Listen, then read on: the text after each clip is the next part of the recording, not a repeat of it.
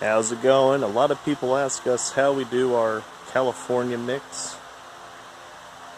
This would be a substrate that we use for California natives, such as the milkweeds that are found out there.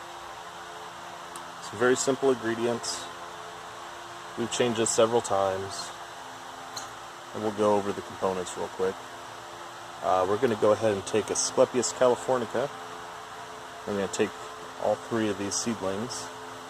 They are growing out the bottom of the pot, so they definitely need a much larger space to grow in, as opposed to their counterpart, Asclepias vestita. Very similar species, has an overlapping range in California, and reportedly known to be hybridizing in those colonies. Asclepias vestita has a much more tame root structure and doesn't seem to care too much about its taproot. So we're starting with a 5-gallon pot. What I've done here is we've taken Pro Mix HP, which is high porosity. They added more perlite into their mix, and we have put that on the bottom just above these drainage holes. And basically what this is going to serve is the bottom layer of our pot that will retain more moisture for the lower parts of the root zone. In nature, in desert plants, a lot of cacti, they actually do like water. They just develop a strategy in which they form a taproot that extends very deep into the soil, into areas that will have more moisture content than areas that are closer to the soil surface. And this is how they are able to withstand droughts. And so we're going to go ahead and try and replicate what it is that is most commonly found out in the desert and gives a good substrate for these plants. And that's going to be a sandy loam. Unfortunately, we're not going to use clay. These are going to be container plants, so clay would be, for a closed system such as a pot, clay could be catastrophic long term. You'll see a lot of maybe nutrient lockup, you'll see too much water retention. So what we're going to do is we're going to go ahead and make essentially a sandy loam ourselves. And what I've done here is I filled this up half and half, half with the high porosity Pro Mix, and then half sand.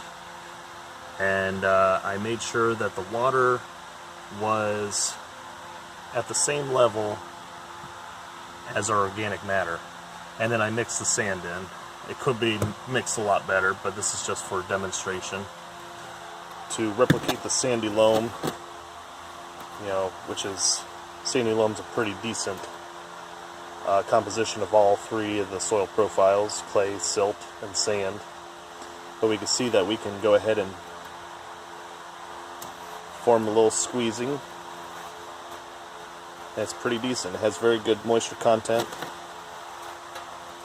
Of course, we do want this to be faster draining, so we are going to be considering more perlite.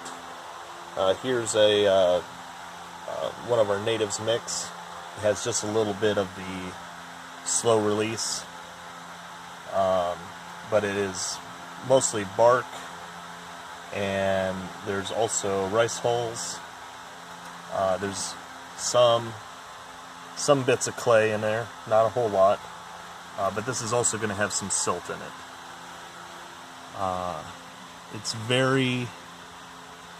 This mix is very hard on a lot of plants just alone, so we actually mix this with high porosity and we have extremely great results. Mostly because this can just retain too much water and become just a mess, a mucky mess. This also does have turfus in it. Turfus is like a baked clay, and it is able to almost repel water. It's very unusual. It helps retain water and it helps get the water out. So it's very, very useful, especially with our natives. Alright, so we're going to start with their 5-gallon pot.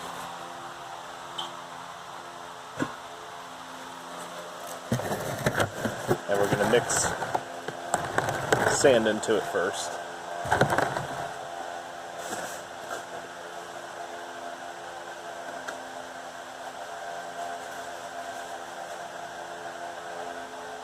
A nice layer of sand so that it can kind of help bind with this organic matter a little bit. It will eventually kind of flush in through with the organic matter, but we're not going to mix it. We're just going to go ahead and just going to let it set in there.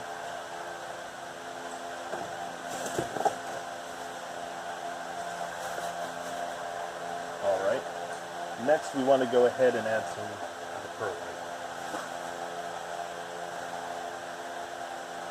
The perlite's going to help resist some water and give some air pockets, give some air space. And we're going to follow up with some of this high porosity perlite. This already has some perlite mixed in. And on this we're going about half scoops at a time. We don't need to rush it, we don't need to mix it. We keep looking at the soil and trying to understand what would be ideal for that plant. Sometimes we're right, sometimes we're wrong, but this method has worked probably the best. We've gotten the best response out of this mix, and I'm not in the mood to trial 14 more ways of doing the same thing. On top of this mix, we're going to go ahead and add some of our native mix, which is high in bark, some more organic matter. This also has turfus and some slow release.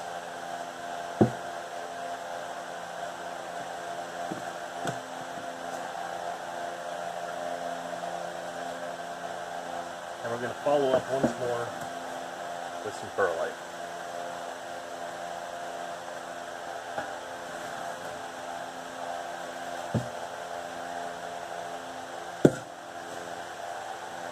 We're going to go ahead and mix this up so it's even, and we're not looking to disturb the sand.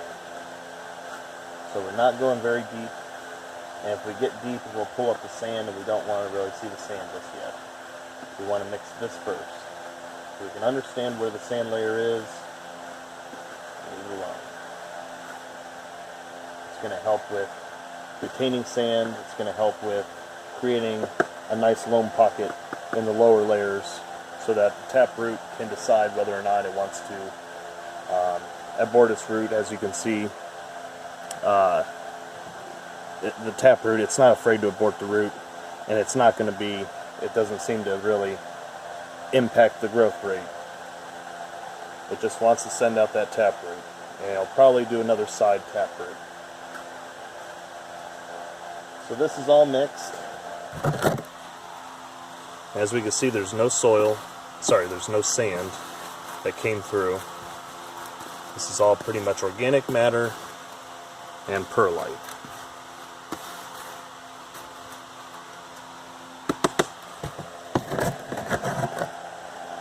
So now we're going to go ahead and add our sand. Because I don't want to use a scoop anymore, we're just going to kind of dump it. And again, to create this loamy kind of substrate, you had to do almost 1-to-1. And it holds on to that moisture. There's going to be, the minerals in that sand are going to bind to some of the organic matter.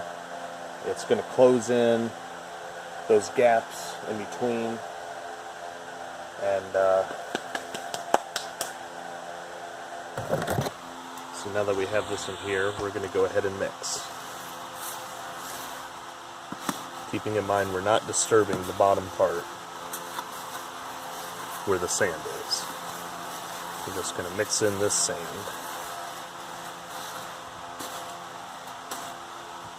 Now we have a whole bunch of perlite up here, and that's going to help with air gaps so the roots can breathe, roots need oxygen. and I believe that in a container it's going to be more important than it is out in the desert where the sandy loam, you know, there's very, very little particulates.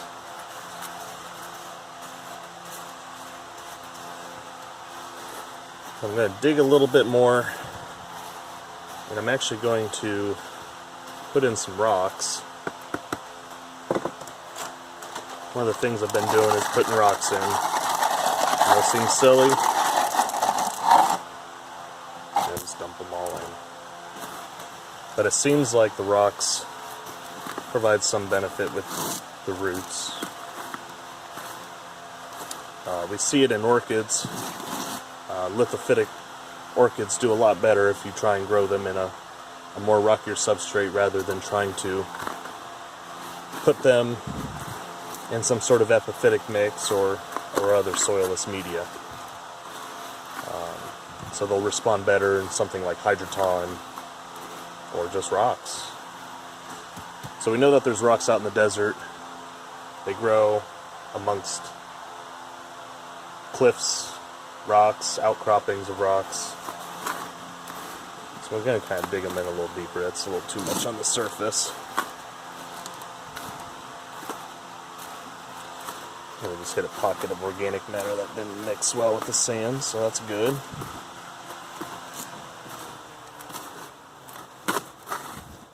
Alright, well, that's the best I could do. We're going to go ahead and add our plant, or plants. We're going to put all three in here. So I'm going to dig a small depression in the middle.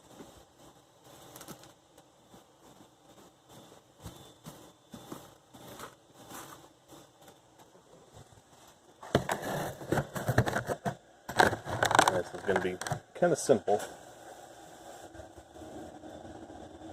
Don't want to really crush your plants. Put your hand there. Let the pot take it off. Now, as we can see in this is our California mix. I put lava balls in there. We have a pretty decent root system here. That's the tap root that's venturing out. Several tap roots from the three plants. But we can also see that there's a new tap root there. We only have 3 plants, but we have 4 tap roots visible.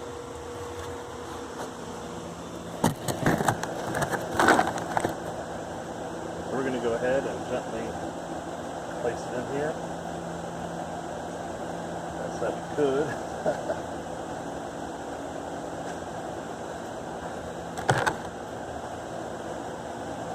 These are pretty strong plants. Californica is... These things have biceps.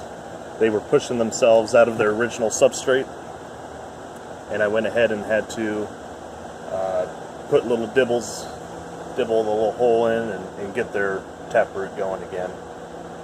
They're very, very strong, and I'm very interested to see how they're going to respond to this potting up. You don't want to disturb the roots too much.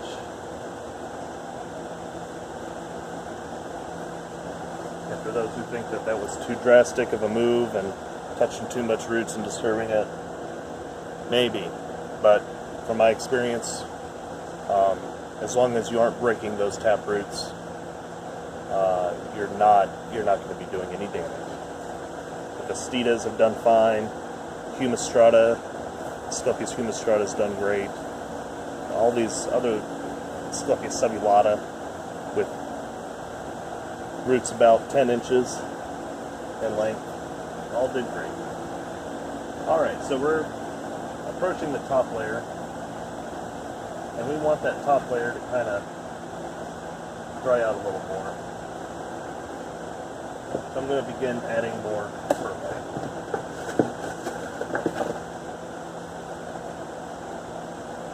I'm going to add in little pockets here, and we're going to mix it in.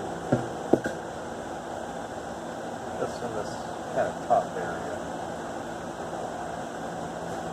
So now we're mixing in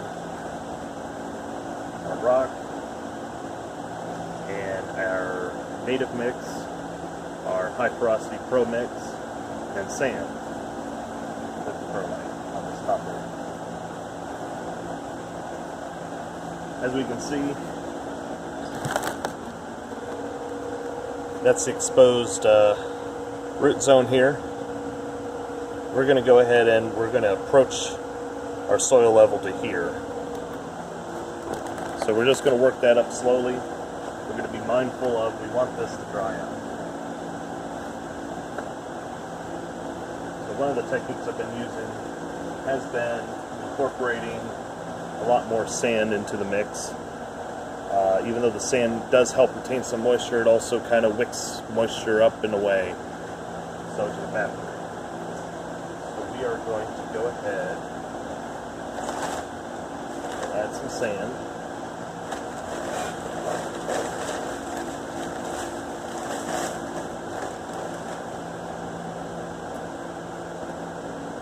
To the entire area. We're going to get near the root zones. We're going to get around the root zones. Get it directly there against the plant, against the desert. Okay. Now I might as well dump all that in there. We're going to again come in with some of the bark mixed with turfus, a little bit of organic matter. This is going to form a little bit different composition of a loam substitute. Just going to mix it in gently.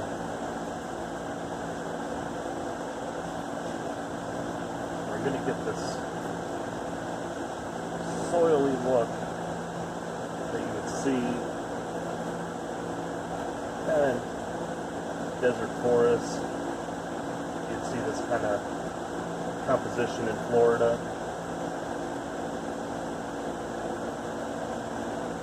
Around Missouri, it's pretty uncommon to find any sand besides the riverbanks. Just going to gently mix it in.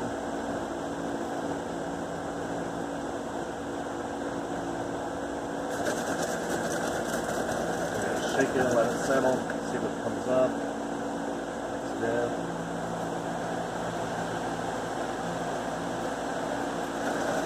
No rush. Pretty uncommon plants. I consider them scarce for cultivation. I'm not interested in rushing and making this a commercial venture. We want nice, healthy plants. Alright, so our mix looks pretty decent on the top layer. I'm very happy with it. We're going to go ahead and add maybe just a little more of this native mix.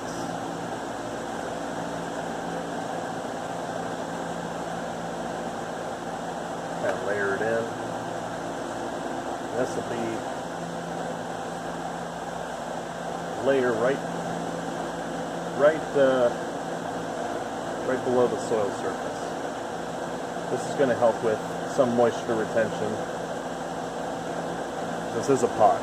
That's, you know, one of the major issues with this is it has to dry, it has to keep wet, it has to dry, it has to keep wet. And with these, I believe that the health is very determinant upon keeping some parts dry and some parts wet. And of course, maybe in 4 years that won't be the case, but as we can see now, you know, things are going very well with this type of approach. So there's 2 more steps. We're going to go ahead and add sand to the top. And we're not going to mix it in.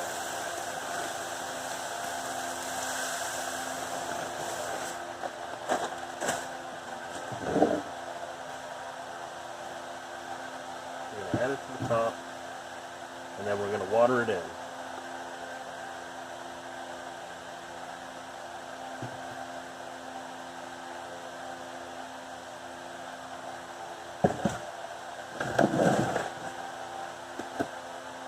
Now, typically, you don't want to put seedlings in such a large container.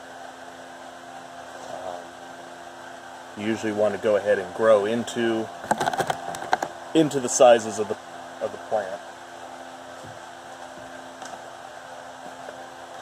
Here we're going to go ahead and water them in. We got it on shower because my center setting is just not good enough. We're going to put a little bit of force on it. We're going to force that sand a little bit into that sublayer. We're going to get the plants. We're going to go around the perimeter, kind of try and even out the substrate.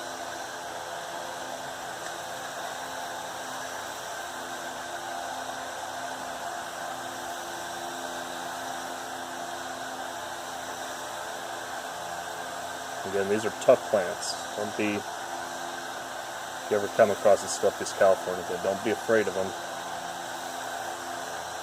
They're very tough. Okay, we didn't have much of that sublayer come up, so we're going to put a little bit more pressure.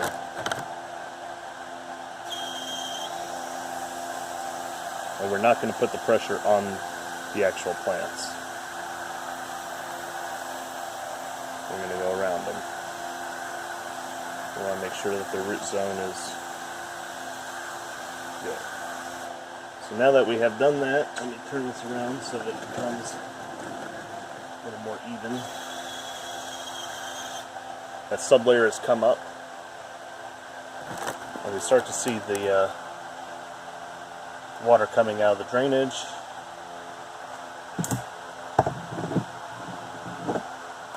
So it's kind of effective. Let me take this out. Alright, so we're going to go ahead and move this. Make sure your plant is not stuck in the substrate. Very, very seldomly will they get permanently stuck there. They usually self-right themselves, but in some cases too, because of the substrate being wet, it could prolong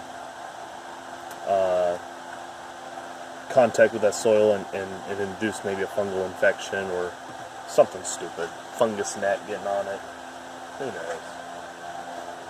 So the final part I'm going to do here is I'm going to put some more sand on top. It's dry sand, and we're going to see the effects of it kind of pull the moisture.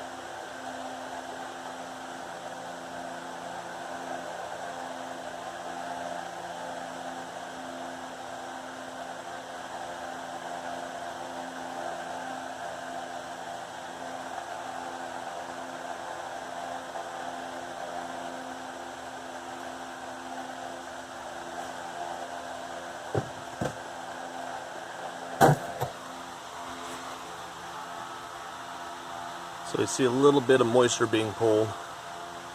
We really want it to remain dry.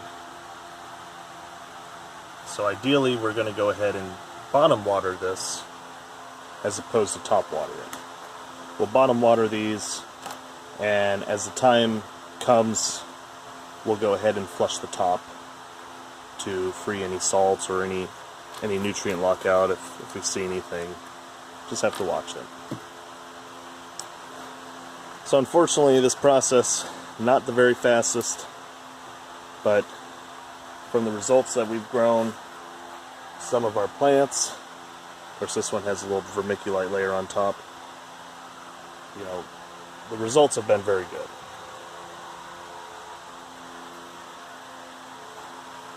And we try and replicate the conditions that we see in the desert. So just consider making your own sandy loam for containers, not using clay.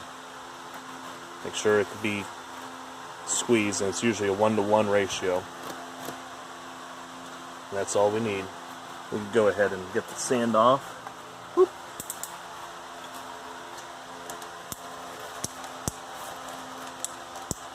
I'm not doing a little misting.